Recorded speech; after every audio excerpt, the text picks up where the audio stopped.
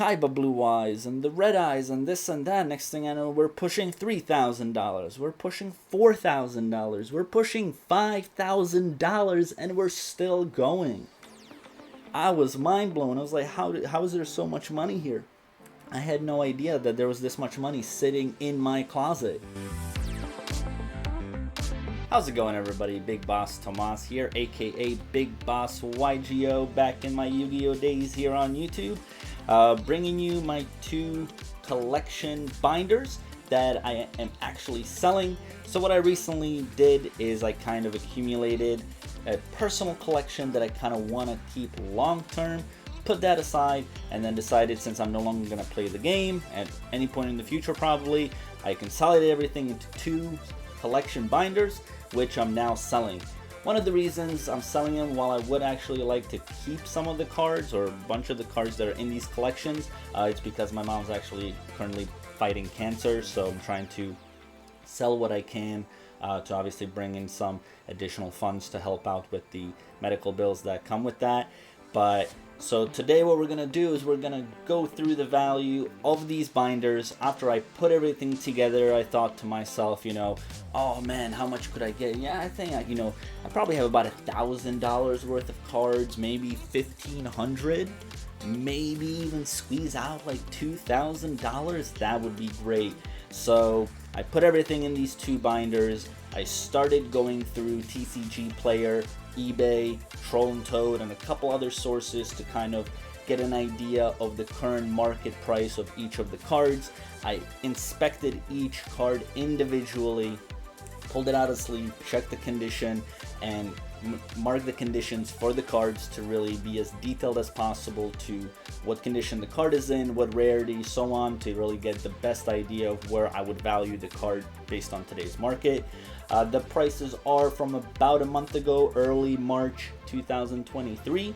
Obviously, prices fluctuate almost on a daily basis, but with the amount of cards that are in this collection, it kind of really balances out to the point where, like, if 3 cards drop a couple dollars, then another card probably went up a couple dollars. So overall, I think even a month later, this collection is worth just about what it was altogether. So we're gonna check it out. I'm gonna try to keep it fairly short and sweet, but I also want to show as much as possible. In terms of the conditions, obviously you have your usual near mint, light played, medium played, heavily played, and then pretty much just like damaged. What I actually did is I even put categories in between those.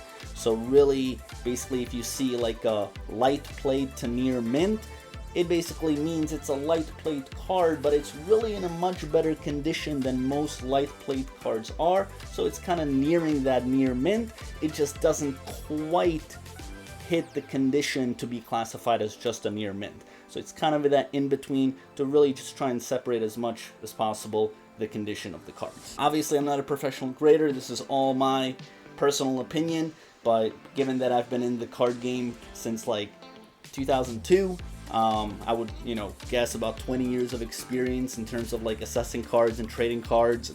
Back in my day as Big Boss YuGiOh, selling a lot of cards through YouTube, I would hope that, I think my assessment is fairly fair in terms of the details on that. So let's check it out. We have 2 binders. We have the main white monster binder, and then we have this 5Ds binder, which I actually won when I topped regionals back in like 2010, and then the top 8 people went into a little playoff, and I won my match, so I ended up getting this extra binder here.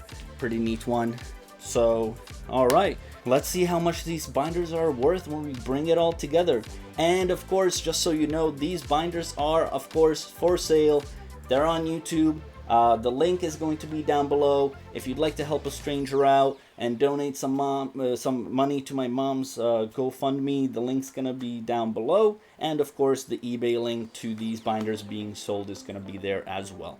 So alright, so let's check it out. What do we have? Now, first things first, I did in the monster binder, because they are monster binders, right? The first edges, sometimes the cards tend to get kind of bent. I left the first 2 pages basically empty to really prevent any kind of change of condition to the cards. I didn't try to organize this stuff too much, so it is going to be just kind of random stuff all over the place, nothing really like just too separated by effects or monsters or, you know, spell cards, things like that. Some of that stuff is going to be, but, you know, not as much. Alright, so on the first page is some of the big stuff here. We have the ultimate rares, Princess Picaro and Princess Kuran. As you can see in each individual slip, I mentioned the condition, so like near mint, and then the set that it's from, SOI, and then the give or take probably best assessed value that I think its current market value is. So this isn't how much I would trade it in for, this isn't how much, you know, you would sell it to somebody for, or so on. This is just my best estimate of the current market value. So what I personally think is that right now this card is worth 13 bucks on the market. Obviously, if a card is first edition, I did mention that as well on the slips. So you'll see first ed, first ed, first ed. Like I mentioned earlier, you see near mint, mint. I wanted to be a little bit conservative. I didn't really want to mark any specific card mint, even though there are a bunch of cards in here that basically could meet that classification, as they are literally perfect. Corners are perfect, front, back, not a single little ding, not a single little scratch, not a single little scuff. I mean, the cards are literally like fresh out of a pack or fresh out of the printing press. But I didn't want to classify those, so I basically classified them as the in-between near mint and mint. So whenever you see that, it's basically a really, really, really, really, really nice card if it's near mint to mint classification. So, you know, we do have some smaller things here. You know, here's like a $2 card. Here's that. You got your what are these? The Testudo Urat Newmans. Nothing too hot on the front pages here.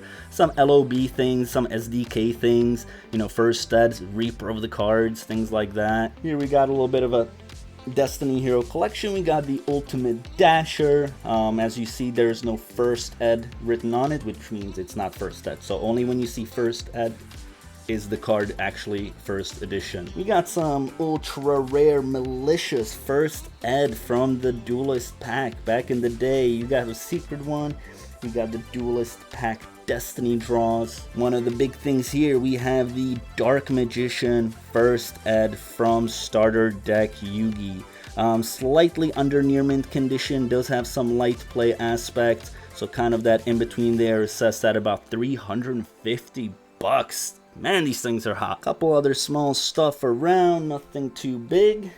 Then we get to a nice playset of ultra rare SDK Blue Eyes. One's heavy, one's near mint, one's kind of between heavy played to moderate played. We do have this beautiful playset of first edition Duelist Pack Kaiba. So right here I just mentioned the Duelist Pack Kaiba on one, but it's all three of them next to each other. These two are basically, you could say that, right, near mint, mint, perfect. This one might have a little ding or a little scuff that just brings it to that near mint condition, but a beautiful playset there. One of my favorites. I've had this since literally the Duelist Pack Kaiba packs have come out. I collected them immediately and have held them ever since. Got a first ed Portuguese Blue Eyes. Dark Beginnings one, and of course a dual terminal near mint mint. This thing is literally flawless, but again, didn't want to classify it as mint, you know, number 10, as some of the graders would do. Got a Duelist League blue with the blue text. Those have jumped up quite a bit in value. Got some useful things here around that. We have two secret from the DR04 Kaibaman. These are incredibly hard to find, hence the current value of about 200 to 225 bucks based on the condition. Beautiful set of the anniversary. I think it was the 10-year anniversary. We have a near mint playset and then two additionals which do have some light play, and I think this one has a small crease in it on the side there, so it does bring in the value down, but do have that beautiful playset there, which again, these anniversary ones, you know, if you can usually find one, it's a lot. So here we have 5 of them. Yeah, I was really big on this artwork, was really dope back in the day. You got these Jump Blue Eyes, and then of course the Ghost Blue Eyes out of the Gold Mine, right, GLD5.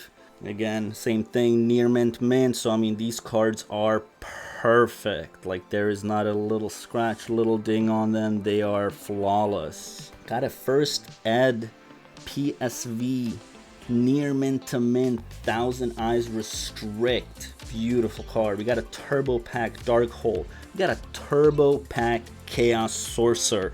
One of my favorite cards back in the day. Loved getting the Turbo Pack version when it first came out, and I've had it ever since.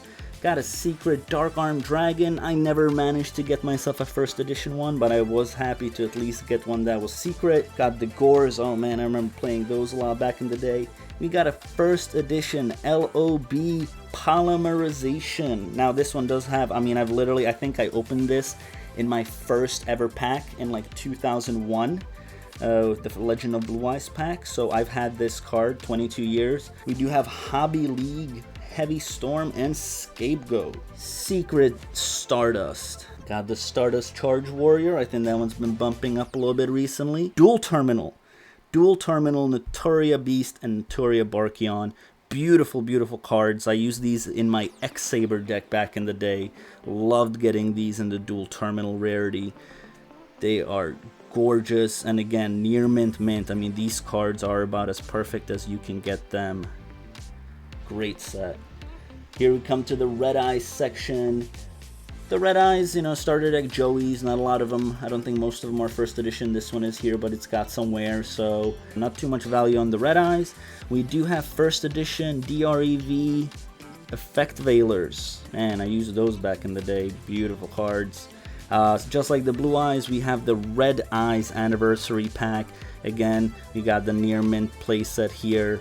And then the crown jewel of this set, of this collection, I think it was at a regionals back in the day, I managed to pick up, just because I loved collecting Blue Eyes, Red Eyes, and Dark Magicians. I came across this Red Eyes Black Dragon that is actually from the Dual Terminal preview. The preview, that's where the money is, that's where the rarity is, because these cards are impossible to find. They are just literally, almost anywhere I searched online, you can't even buy this card. You cannot buy it. Nobody's selling it on eBay.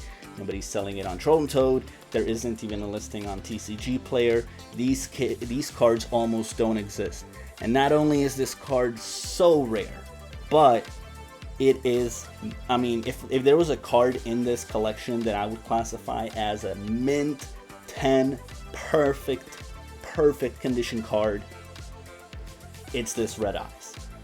It is just, like I mentioned, the crown jewel of this collection. I'm valuing it, again, being conservative, at roughly about $1,000 flat. Realistically, could this fetch about $1,500? Could this be valued at almost $2,000? Probably, but I really didn't want to overshoot, wanted to be conservative. So with the listing I found of a Blue Eyes Dual Terminal preview, I think it was on TCG Player for $4,000.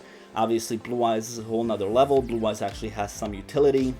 While Red Eyes decks are still around, not as often used. So I figured, okay, quarter of the value, $4,000. This is a Red Eyes. Let's put it $1,000 flat. But this is the one of the collection.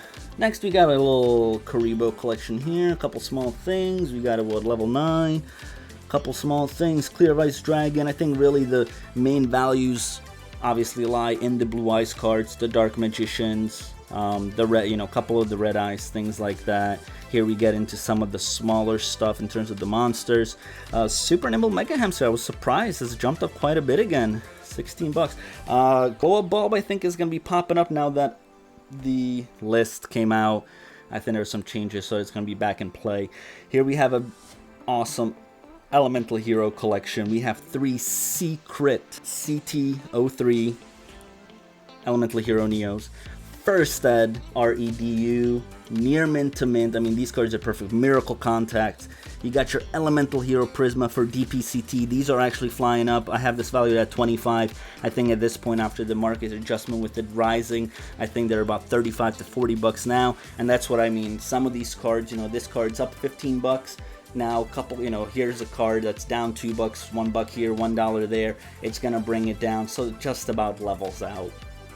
Got your Hero Lives, got the Neos fusions, with of course the main one being the Elemental Hero Air Neos. Now this one is not first edition, but it is near mint, so valued at give or take about 220 bucks. If you guys have Air Neos, make sure you know its value, because these things are hot. Some of the other ones kind of bouncing around, got some pretty good values here. Got 35 bucks, 20 bucks, 15 bucks, 22 bucks on the Divine Neos. I think this is the secret one, because there's a secret on an Ultra one. Got some common Prisma, a little utility. We got some Neos Wiseman, some others here. We got a little set of the Thunder Dragon, some from actually MRD, one from DLG1. So everything you can always see. That's why I point out every single set, is so that you have as much detail. You can look up, you know, the set that the card's from, because that often dictates the value. You'll have one card from this set and it's worth like $3, and then you'll look at the other set and it's like 20 bucks, just because of the set that it came from and how rare it is coming out of that set. A couple useful things, you know, little Necro Valley, some Thunder King Ryos, Gladiator Beasts, Monarchs, things like that, Dark Lords. Got your Blackwing Armor Master. Oh man, I remember the Blackwings back in the day. It's a first ed PGLD. Then got a first ed PGL3 number 11 Big Eye.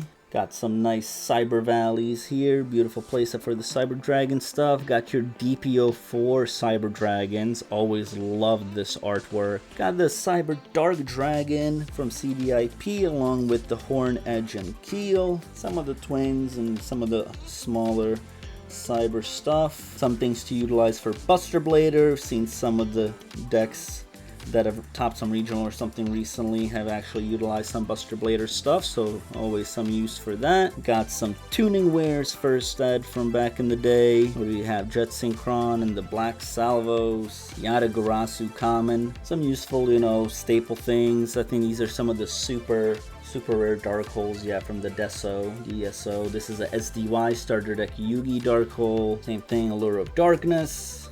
Get that draw power, emergency teleport. Got the Forbidden Chalice, some Lance with the Burial, or all PGL. Got the ultra rare Brain Control, secret rare Brain Control, super rare Mind Control from the World Championship pack, or what was it? I think it was a game back in the day. First at Wonder Wands, first at LOB, Fissure, Dual Terminal, Inferno, Fire Blast, some Change of Heart, so kind of some random utility cards. This will bring some memories back. Got the Royal Oppressions and Trap Dust Shoots. We got the super rare Imperial Iron Walls, ultra rare Royal Decrees, anti-spell fragrances, Mirror Force. Now this is actually some kind of printing issue. As you can see, this Mirror Force is quite lighter than the majority of the trap cards on this page. This is not a card that was left out in the sun or anything like that, as I've come upon multiple copies of this Mirror Force back in the day for other people that have had these, where basically the ink, I don't know if the machines just didn't have the proper ink or some kind of color variation or what, but there was multiples printed in this kind of lighter toned purple rather than like the MRD one that you see here. So this is not damaged. I don't consider it damaged in any way. If anything, it's high rarity because of that specific ink that was used on this. And that's the end of the white binder. That is really kind of where most of the value is. The secondary binder, where we bring in the 5Ds. This really just has a bunch of archetypes and some kind of like cool unique cards and just some utility stuff, some fun things to utilize. Not much value here. Anything that doesn't have a slip, I actually didn't even bother valuing. I knew that the value was basically $1 or less, so anything that doesn't have a slip I value it about 25 to 30 cents if it's in near mint value, near mint condition. Most of these cards are near mint. Some cards are like moderately played, one, you know, here and there. There's a light played one, but the majority of the cards are in really good condition.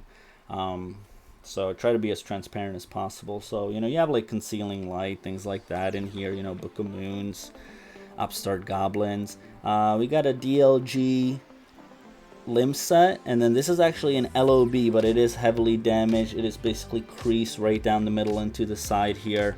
Forgot where I randomly picked that up from, but thought it was cool that it was a LOB. It was a shame that it got damaged like that by whoever. Got more Destiny Hero stuff, some Destiny draws, malicious common, things like that. Some random cards. Got some Blue Eyes utility stuff, not really meta stuff, but more like fun things. Got your Nearman, the common Blue Eyes White Dragon, some trade-ins, things like that. There's some, common Cyber Valleys. Got your Blackluster Soldier, things like that. Got some Gravekeeper Spies. I know a bunch of these do have some wear and tear on them. Not tear, I mean, that's just phrasing. But some of these are slightly beat up. Some are, better than others. Some more old school Gravekeeper stuff. This is from one of the starter decks, right, with the Felgrand. So these were all the different kind of main cards, the holo cards that came out of that. You got your 6 Samurai things. Oh man, this was a cool deck back in the day.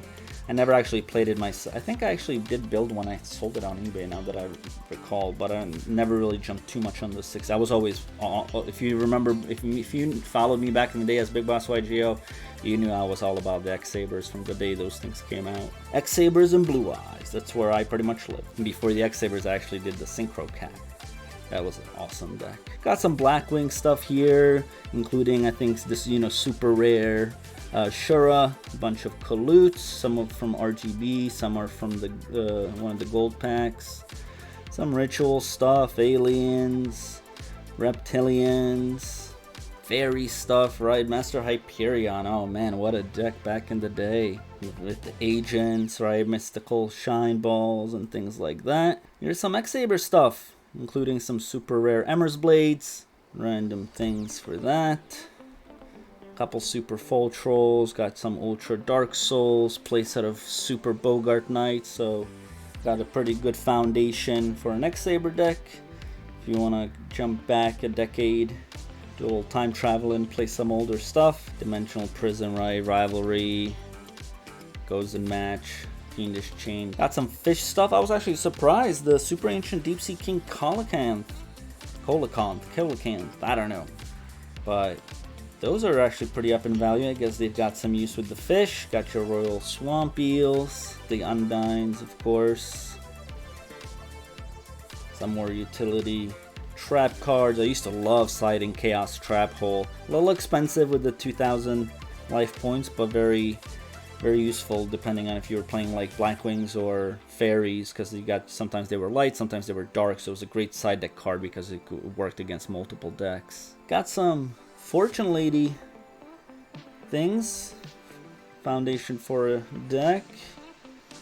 Here's just some random holos, unique cards. See, again, nothing marked, so everything is basically valued at under $1. And 5 Japanese cards, including a pretty cool old school, it is common, 1000 Eyes Restrict.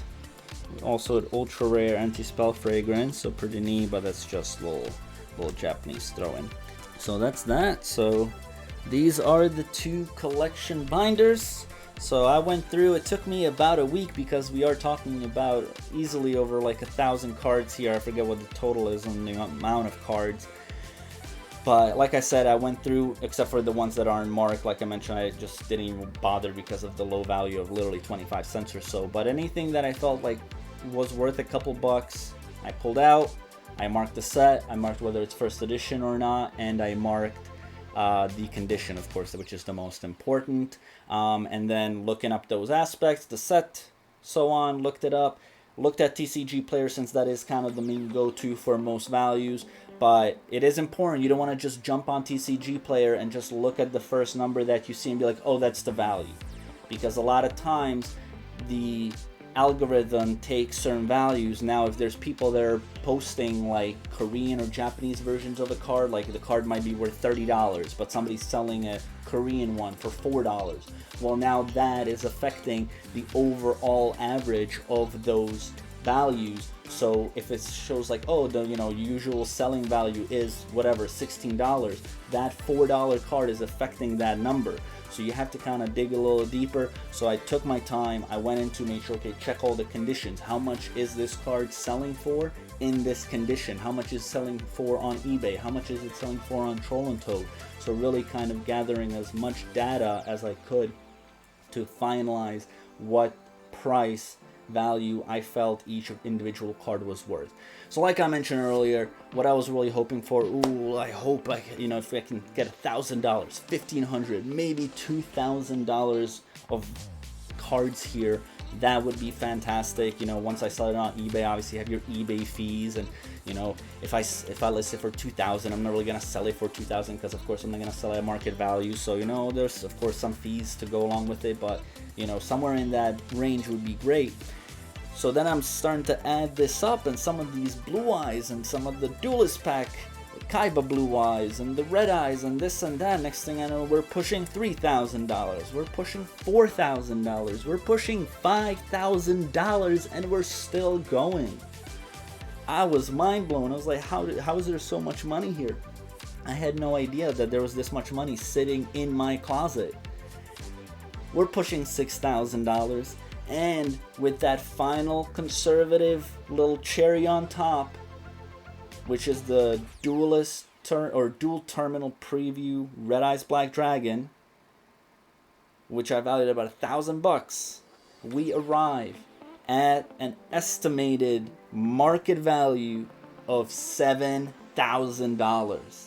So that is what these two binders are currently worth, like as is market value. If you look up each card with the condition, roughly the White Monster binder, when I added up all the pages, all the numbers, came to just about $6,601.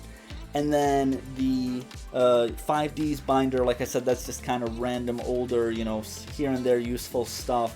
Most of it I didn't even value, but what I did value, I think added up to some like $200 or something like that.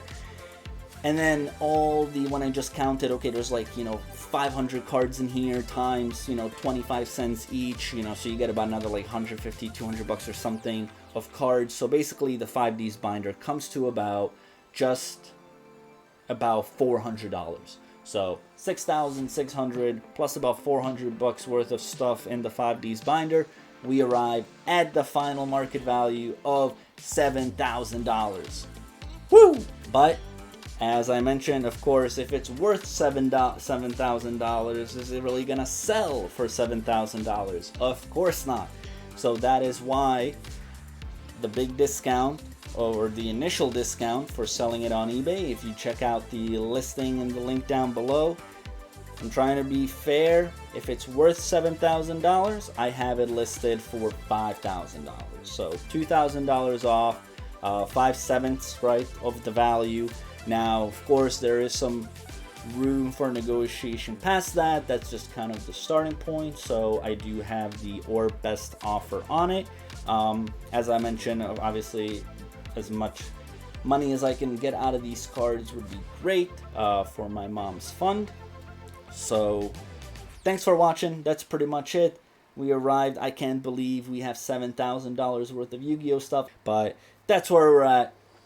30 minutes in. If you made it all the way through, I appreciate it. If you came from eBay to check out the collection, I hope I covered as much as I could, properly. If you want to see individual pictures, you will see those in the eBay listing. Some close-ups you can kind of individually, you don't have to like pause the video where maybe I'm turning a page and it's blurred. You can check out pictures of each individual page so that you can see the sets, whether a card is first edition, what the condition is.